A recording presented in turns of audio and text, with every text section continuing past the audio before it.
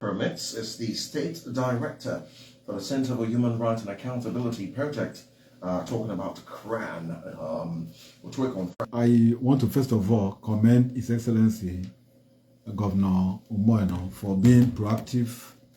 You recall that when we had a protest on the 2nd of August, when we met with the governor at the government house gate during the protest, he came out to address us and categorically said that in 10 days' time, he was going to constitute the Akwa Ibom State Palliative Committee. Yesterday, the committee was inaugurated, and good thing that the CSOs is represented by CRAN. I was in the committee, I was represented in the committee, and so the terms of reference is very clear that we should be able to identify the poorest of the poor in the society and draw out modalities on how these materials will get to them. Well, actually, I have the terms of reference, 4 of them, to evaluate and recommend palliative measures to government for implementation, to implement, monitor, and evaluate the palliative measures to ensure success, and number 3, to create awareness on the palliative measures taken by the state government, and 4, to provide details in the measures of how the palliative items should be distributed to positively affect the target population of the poor across the state. These are the 4. I believe I'm correct there. Yes, you are. So basically the task is very simple, and I hope that by the time the committee meets, we'll be able to, because the governor gave us less than 2 weeks to come up with the timeline on how to get this done. I hope that by the time the committee meets, we'll be able to articulate, how this will be achieved, and then get back to the governor and then start the distribution. This is a welcome development. I am sure that by the time we start distributing this, like I said yesterday after the inauguration, that it is not a political party palliative. I am happy that the governor we are having is a governor that is people-centric governor. He did not bring in the party chairman, the ward executives, and all that. He simply brought the critical stakeholders who are the ones that should handle this distribution. Even the state NLC chairman, Sonny James, is also a member. Yeah, the committee is made up of the chairman, the secretary of the state government, President Obonwa is the chairman of the committee. The commissioner for local government and chieftaincy affairs, Frank Achebon, is the secretary. We have the commissioner for labor, we have the commissioner for agric, we have the head of service, and then I think we have a few government officials. And then Commissioner for, maybe I can help you out. Yes, the Honorable Commissioner for Labor and Manpower. That is it. You also have an Honorable Commissioner for Internal Security. That's General Koko Isien, retired. Dr. Inia Diakpan, we mentioned that one. Samonde Uko, Honorable Commissioner for Youth and Sports. Honorable Orman Essen, Honorable Commissioner for Transport. Dr. F. Honorable Commissioner for Agric and Rural Development. Mr. Ufumbuk Nelson, Director of Greek Investment, and Pastor Ima, Essay on Religious Matters. I've mentioned Comrade Sonny James, Comrade Alpha Marshall, the Secretary of the NLC. With the critical stakeholders, and so with the persons that I have seen there, I am sure that we will deliver on our task. Like I said before, you recall we had the COVID-19 palliative. I came here to we did a press conference, attacking the way it was handled and how it was hijacked and took to people's homes. You recall that after which there was a protest all over the country where this palliative that we had stashed in private homes were brought out, and the masses, looted it from the homes of those who stashed them. I want to assure the people of Akwa Ibom State that this one will not be like that, because the government is a listening government. The government have put in those that are the critical stakeholders, and for sure, everyone that is deserving of this palliative will surely get it. I'd like to ask a very direct question at this juncture. This palliative that we're talking about, in what form will it come? Are we talking about material palliative? Are we talking about cash palliative? Let's have a clear sense of what this palliative will be about. Well, I think the governor told us at the during the protest that we had that about 3,000 bags of rice have been sent. 3,000. Even yesterday, he repeated it, so that the government was going to also add its own part of the palliative. Who sent the 3,000? The federal government. Yeah, federal government have sent. But Akwa Ibom is well over 5 or 6 million. Of course, so you can imagine that. So I think the government is also going to add its own palliative to it. The government also talked about the fact that during the NEC, National Economic Council of the country, that the government are insisting that the savings that have been made from the subsidy removal, that savings should be distributed to the states. So when that eventually scaled through, the state will not be able to know how to utilize the funds. This is part of what we are expecting.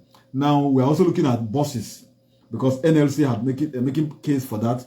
The buses that will be able to use the compressed natural gas, CNG, and these are what we're also looking out for.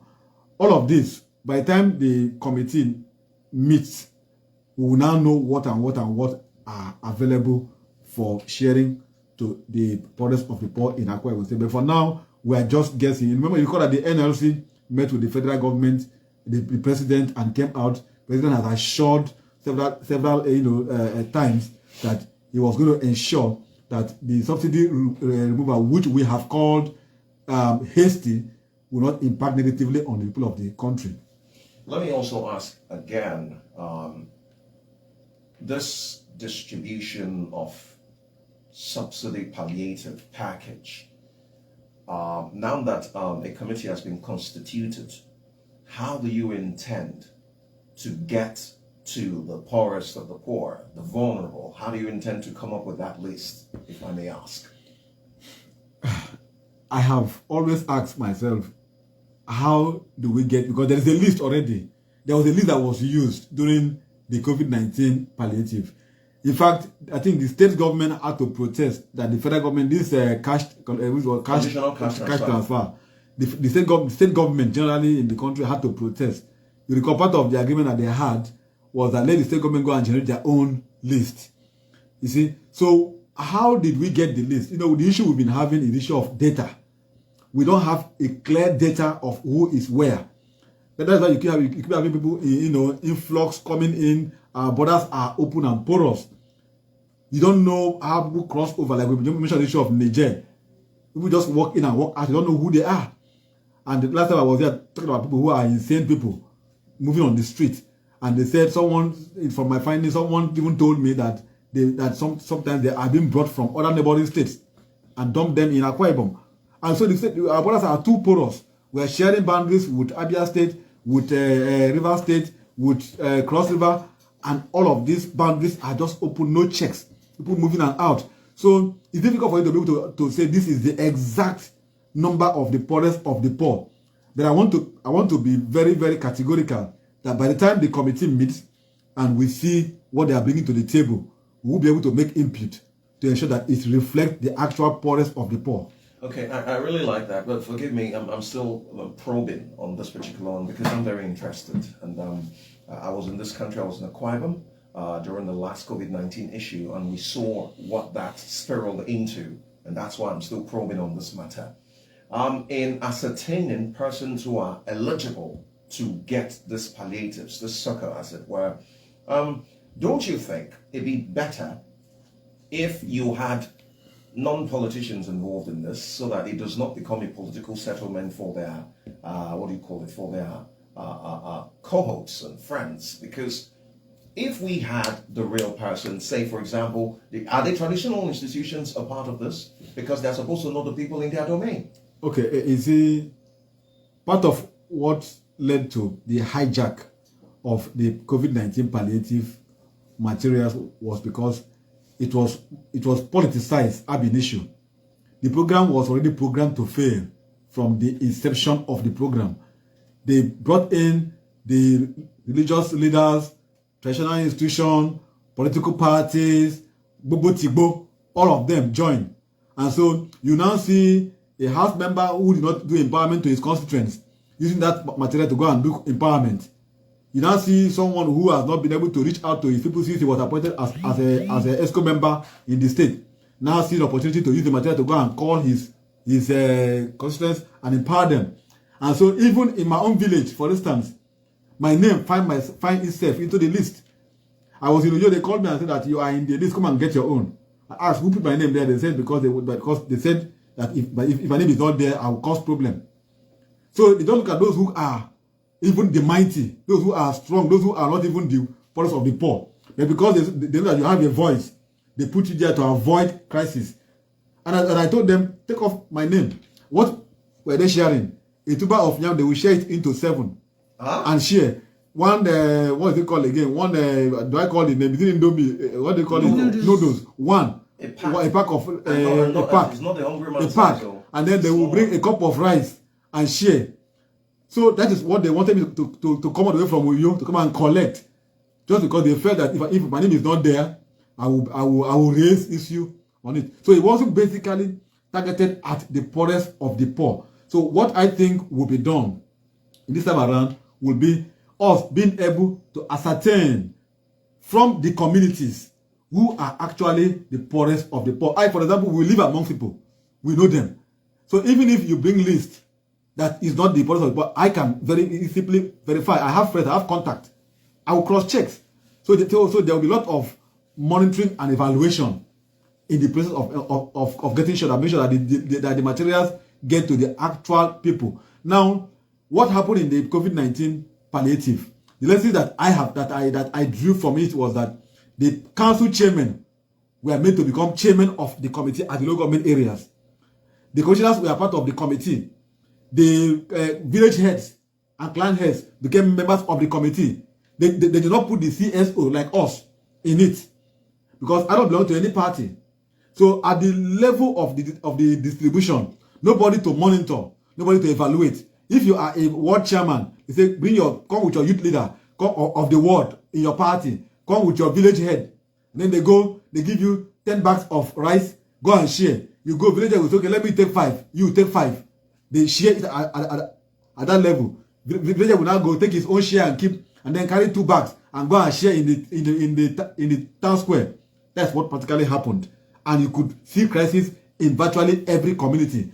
But in some areas, I think for example, Ikorabasi in particular, the politicians and those who are in government like Hensek had to even buy materials and supported the package. Whatever was given by the state, they now augmented it and then make sure that it went around. It was enough to share. Now, assuming that the government didn't even give these materials, you have those who are able to feed their own people in their communities. Churches could have done that. I came here to say that this is the time for churches to pay back to their members. You have been paying tax, what is it called, tithe. You have been paying doing offering, doing prophet gifts and all those stuff. And then it is now time for the churches to give back to their own congregation. So the churches would have done that, but now you now put can. Now you now put can in the committee. Can now took the material the government would have shared to those who don't even have and go and share to their own selves. So you put can in the committee. This committee now there is no can. I'm not against can, but I'm saying that COVID-19 palliative was programmed to fail ab initio because the way it was set up, you bring in can, you bring in the royal fathers, you bring in the political party, you bring in this, and everybody just came there and start trying to protect their own interests. Churches that ought to have given out to their members that were on lockdown had to go and be collecting from what the government gave to share to those who are the vulnerable and sharing to their own selves. I knew of a church who instead of giving out took what government gave to their pastors, aboard and kept it there as prophet offering. And members were suffering. So what are we saying? So what we are simply saying is that the government of today is more proactive and being listening governor. He saw what happened in the past. What we achieve from history is to learn and form a way to avoid a repeat of history. So what the governor has done by narrowing this particular committee to the critical stakeholders is simply going to ensure a success as long as I'm concerned. Because by the time the committee meets, the list will now be brought out. We will look at it. We will also verify. We have journalists in the team which will verify. Who this person are. If they're actually poor. We have 31 local government area. It's like a small circle for me, because my group CRAN, we have members across the entire local government areas. So it's simply put, you give me a list from for example, Econo. I will reach out to my CRAN people there. Go and verify. You give me a list from Mbo. I have people there across the entire state. So it's very simple. I can assure you that as long as the palliative materials, get to the committee will distribute it to those who are deserving of it. All right, good. I like that. We'll look at this issue of the NLC strike, which is most likely going to be suspended. We'll also juxtapose that one with that of NARD, because they met with some principal